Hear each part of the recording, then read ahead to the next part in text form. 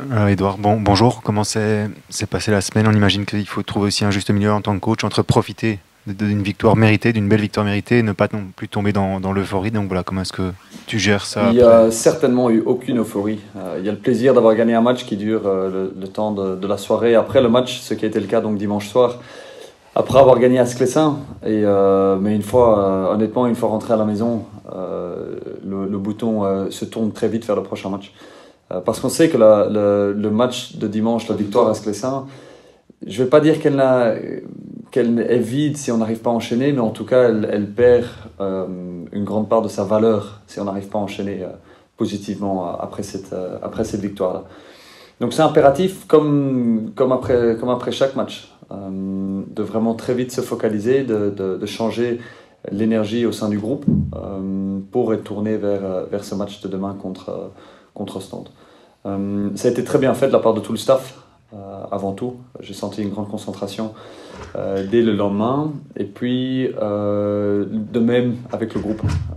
Aussi là de débriefer le match au standard. La semaine a été courte, donc on n'a pas pu rentrer dans autant de détails qu'on le fait d'habitude, mais on a pu débriefer en tout cas en termes de la gestion du match du dimanche passé, pour que ça puisse nous servir et qu'on puisse être plus fort sur base de ça dans les matchs et les semaines qui viennent.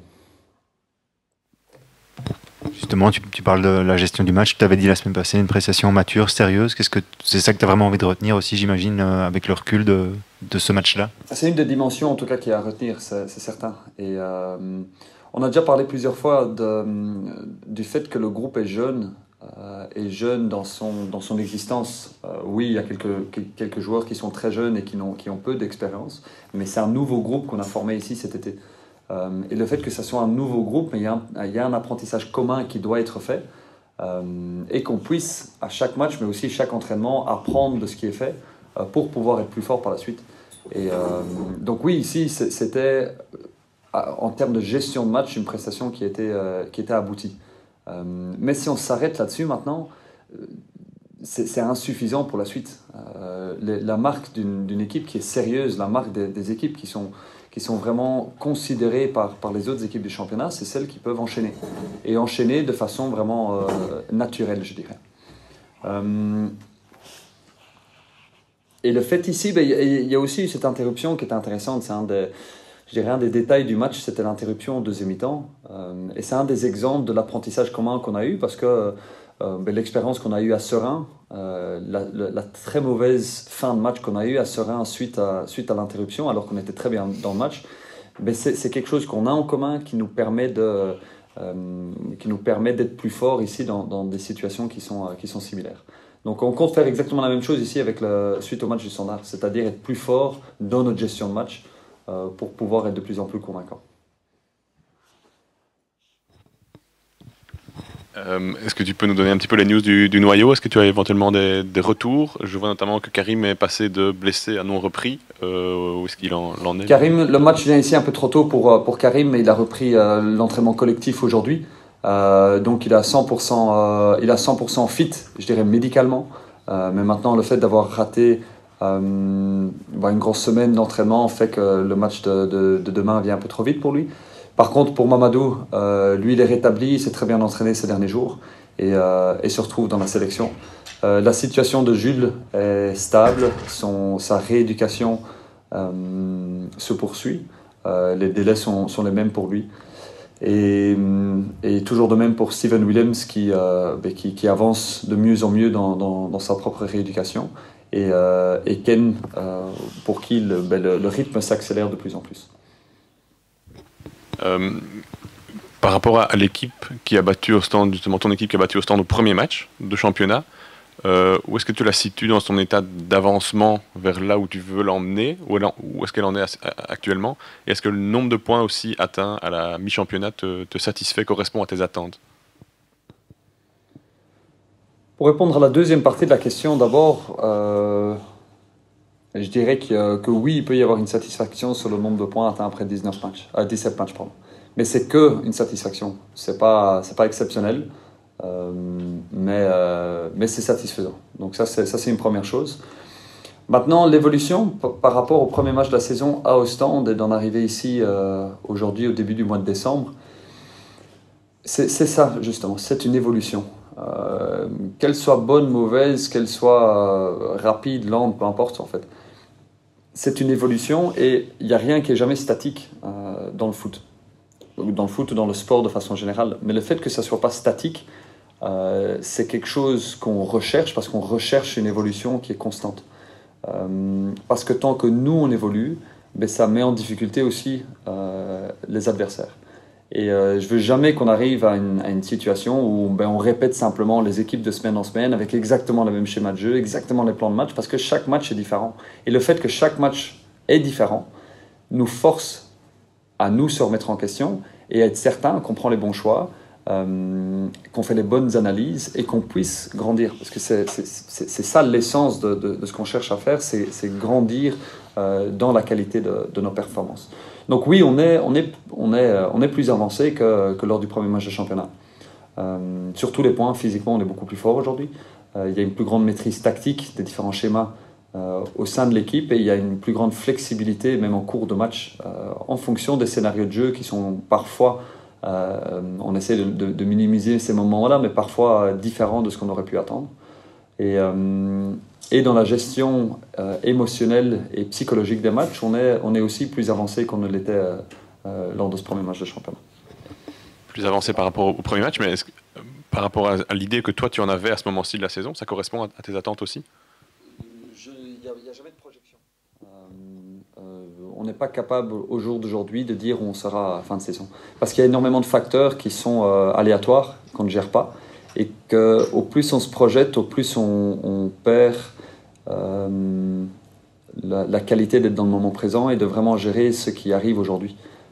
Qui aurait été capable de dire lors du premier match de championnat que Jules, qui avait joué ce jour-là comme 5e sur le couloir, allait s'imposer comme titulaire indiscutable à droite des trois, que Stelios qui était à gauche là se retrouverait au milieu, que Stéphane était à gauche. Une blessure de Jules redistribue les cartes complètement. Mais en redistribuant les cartes, nous oblige à faire avancer ou à faire évoluer le schéma de jeu parce que les profils sont différents. Et on en revient à cette question d'évolution. Donc ici aussi, il n'y a pas de projection. On a plusieurs objectifs avant tout pour demain, c'est-à-dire de faire le résultat qu'on souhaite, de proposer un contenu qui va donner de l'énergie positive au public qui est là demain, et de contrôler le match du début à la fin, avec les différents moments qui soient plus forts ou moins forts au sein du match. Et puis de faire le point suite après le match, et ensuite d'avancer vers Genk jeudi prochain. Tu parlais du secteur défensif avec notamment Jules qui est blessé. Il y a pour l'instant Loïc Bessilé qui prend sa place là derrière côté gauche. Qu'est-ce que tu penses de ses premières prestations et qu'est-ce qui explique qu'il a, en tout cas apparemment visiblement pour l'instant, pris le dessus sur Martin Wazinski dans la hiérarchie des potentiels remplaçants à Jules, si on peut appeler ça comme ça? Le premier facteur là entre Loïc et Martin, c'est la situation individuelle de Martin. Cette gestion de l'école et la gestion des entraînements, parce qu'il n'est pas aux entraînements ici tous les jours avec le noyau pro. C'est pas possible de l'avoir en présentiel tous les jours parce qu'il faut justement gérer l'équilibre entre sa présence à l'école et ici. Sa réussite scolaire est la priorité absolue. Il faut d'abord que cette réussite scolaire soit faite et soit bonne. C'est pas juste une question elle doit être bonne. Et c'est extrêmement complexe pour lui parce qu'il n'est pas juste footballeur pro. Il est footballeur pro et il est étudiant, donc il a 2 boulots de temps plein à devoir jongler. Et ça demande énormément d'efforts et de sacrifices de sa part. Et ce qui fait que c'est quelque chose en tout cas qu'on doit prendre en compte. Et à l'inverse de ça, Loïc est là tout le temps évidemment. Et sa compréhension des plans de jeu, sa compréhension des principes de jeu aussi est de mieux en mieux. Et c'est normal que ça lui prenne un temps d'adaptation. Tout comme d'autres joueurs qui s'imposent petit à petit dans l'équipe. On peut le comparer à Jackson, notamment sur le côté droit. Il va y avoir des prestations qui sont beaucoup plus fortes qu'une autre, et il y aura cette fluctuation de forme. Pourquoi? Parce que c'est des jeunes joueurs. Et même si Loïc vient d'un grand club et d'un grand championnat, son expérience du plus haut niveau est limitée. Regardez le nombre de minutes qu'il avait en pro à Bordeaux et à Toulouse avant ça, c'est très très peu. Donc, il y a encore presque une partie de post-formation qui doit être faite pour que son adaptation à ce que c'est d'être joueur professionnel et de répondre aux exigences de devoir gagner chaque match, ça prend un petit peu de temps. Ce qui est top, c'est que d'abord il est arrivé très tard au mois d'août, donc il y avait une période de préparation pour lui après être arrivé. Puis il y a une période d'adaptation, et là maintenant il commence à s'imposer dans l'équipe. Mais ça va encore prendre du temps pour que les choses soient aussi bien lui concernant que ce qu'on souhaite. Donc voilà le concernant, et voilà concernant aussi la situation avec Martin, qui, il faut le dire aussi, il faut le souligner, il gère ça très très bien. C'est pas le seul dans le cas. Il y a Kylian Lakwembo aussi qui est dans une position similaire, Mehdi Boukamir aussi. Et chapeau à tous ces gamins-là, parce qu'ils montrent quotidiennement vraiment l'envie la volonté de tout faire pour pouvoir réussir et atteindre les objectifs qui se sont fixés.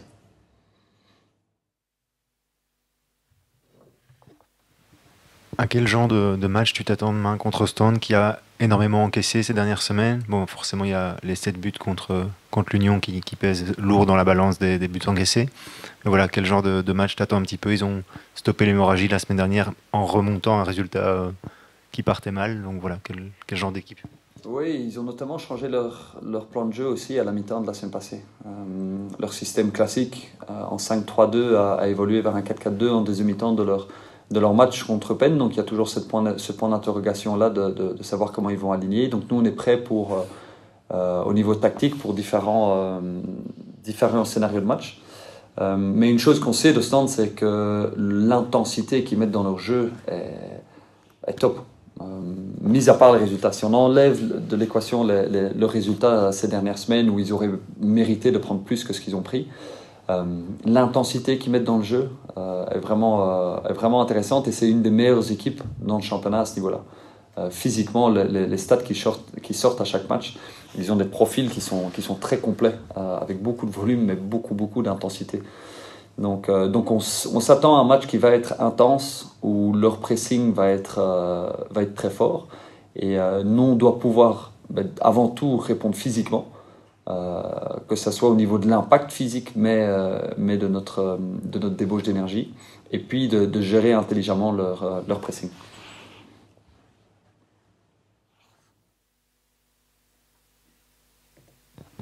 Il y a eu pas mal de départs forcément au stand. C'est ça qui explique peut-être la différence entre la solidité de la saison dernière et le fait qu'on a le sentiment que défensivement, ça peut parfois être très friable. Pardon.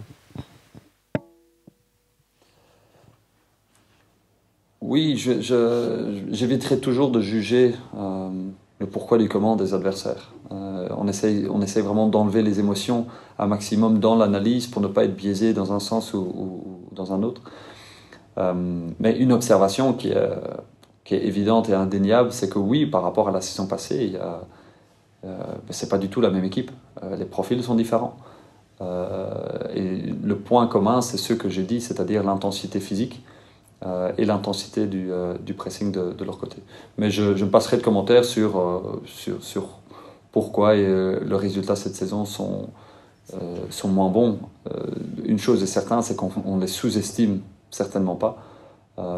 Et on sait que l'entraîneur qui les dirige c'est un des meilleurs entraîneurs du championnat.